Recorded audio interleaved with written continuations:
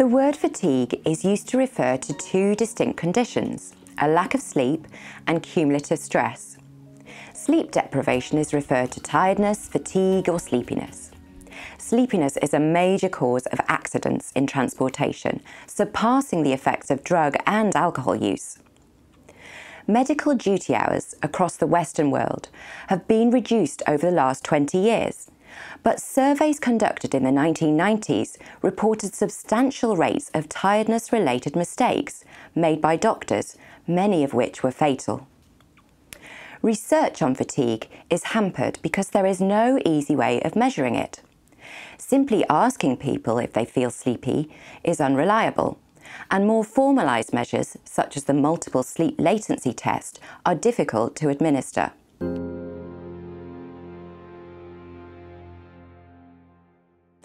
This test measures how long it takes to fall asleep in a sleep-inducing environment, where sleep onset is detected by electroencephalography.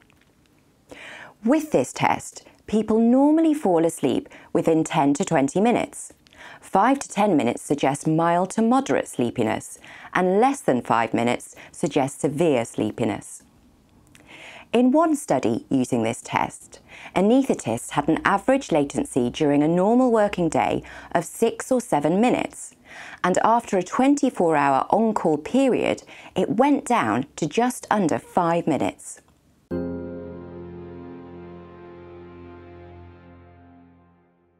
The Pupillographic sleepiness test, PST, was developed in the 1990s. With sleepiness or full dark adaptation, there are fluctuations in the diameter of the pupil over periods of 1 or 2 seconds. It is these fluctuations that are measured in the PST. This method has been used to assess physician sleepiness during the day and after night shifts, with similar results to sleep latency. The basic cause of sleepiness is sleep deprivation. The amount of sleep deprivation someone can tolerate without becoming significantly sleepier at work is also dependent on other tiring factors, such as extremes of temperature, stress, noise, vibration, and how boring the task is. With an increasing problem of sleepiness, the more boring it becomes. Experiments on drivers show they are more likely to crash due to fatigue on straight, featureless sections of road than they are on winding roads. Fatigue has a number of detrimental effects on a range of performances. In motor skills, loss of 2 hours sleep in one night has been reported to produce an impairment in motor performance, equivalent to drinking 2 or 3 pints of beer. Studies observing the performance of teams engaged in prolonged tasks find that the clarity and frequency of communication declines with fatigue. Fatigue leads to an increase in childish behaviour, characterised by impatience, irritability, and lack of courtesy. Impaired decision-making with increasing fatigue has been reported for people who drive, play sports, and in both healthcare and aviation. Sleep deprivation has a cumulative effect on performance, but restoration to normality is not sensitive to the amount of sleep lost. It only takes one good night's sleep to fully recover, however much sleep deprivation there has been.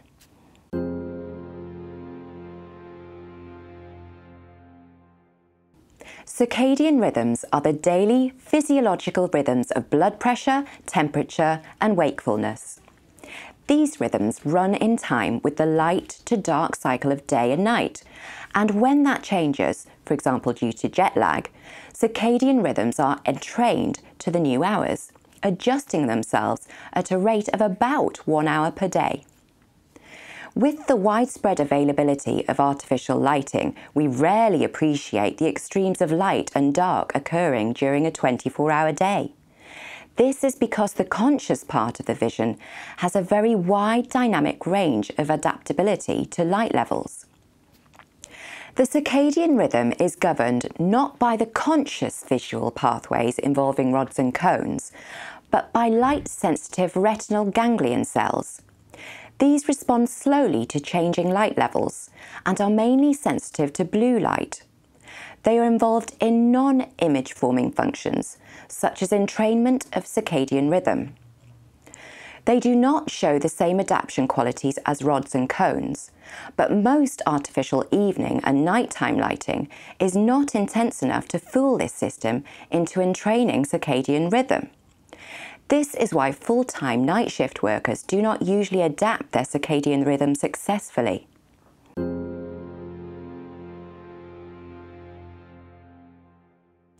The endogenous circadian rhythm that occurs when subjects are denied any clues as to the time of day is exactly 24 hours long. Misinformation dating from early studies is still quoted, suggesting that endogenous circadian rhythms are highly variable in length, with an average of around 25 hours. The problem with these studies was that they allowed subjects to turn on and off artificial lighting at will. They were denied access to any time clues, and when they felt tired, they went to bed and turned off the light. When rested, they woke up and turned the light on. When the results were interpreted, it was assumed that the timing of sleep was determined by endogenous circadian rhythms. Actually, there are many other determinants of feeling tired, such as what we've been doing, how much sleep we have, and whether we have been napping. These subjects' circadian rhythms were being entrained by their chosen light exposure. The false finding that endogenous circadian rhythm was longer than 24 hours was thought to explain why jet lag and shift changes are better tolerated if they go ahead of the body's biological clock rather than behind it. The reason is actually simpler than that. Shift changes are most disruptive of sleep if they result in sleep deprivation. Changing from an early to late shift results in tiredness during the shift and sleep when it is over. Changing from late to early results in lack of tiredness at the end of a shift, and sleep does not follow, so there is sleep deprivation for the start of the next shift. For this reason, shifts tend to go early, late, night, early, rather than early, night, late, early. Jet lag, for the same amount of time, has less effect on tiredness if a person travels east rather than if they travel west. Advancing age increases the tiring effects of jet lag and shift working.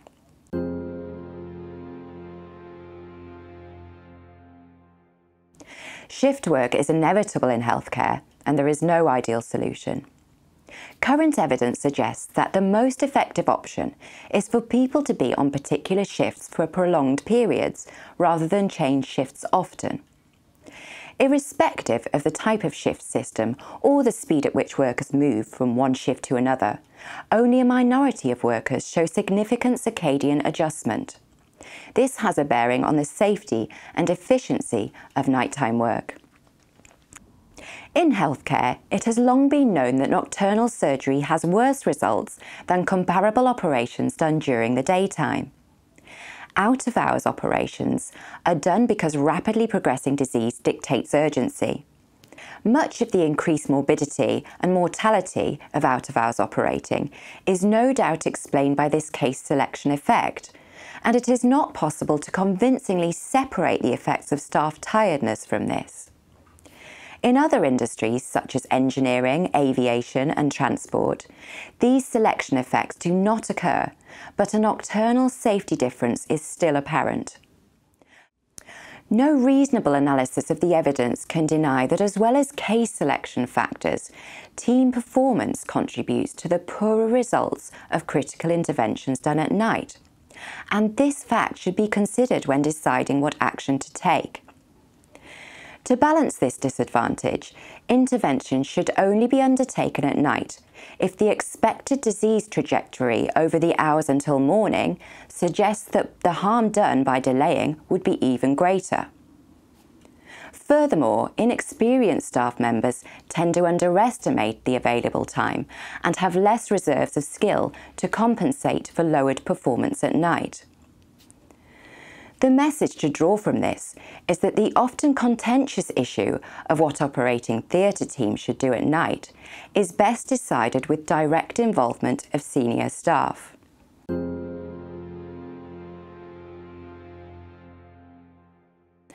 Minimising fatigue involves making the most of opportunities to sleep in the form of sleep hygiene, rest breaks and napping. Shift workers who are required to sleep during the day require extra protection from sleep disturbance due to noise and light. Special opaque and closely fitting window blinds should be used, and other occupants of the building should be informed to minimise any disturbance. Rest breaks and napping during night shifts is a controversial matter.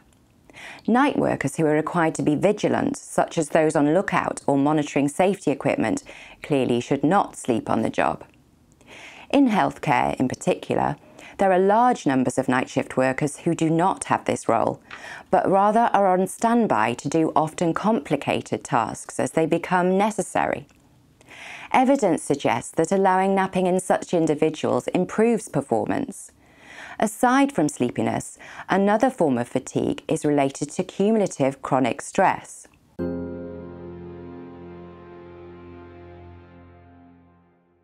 The theory is that over time, the stresses of the workplace cause a form of fatigue that leads to demotivation, burnout, apathy about performance, and disillusionment. This form of fatigue, if it exists at all, differs from tiredness in that it is not relieved by sleep.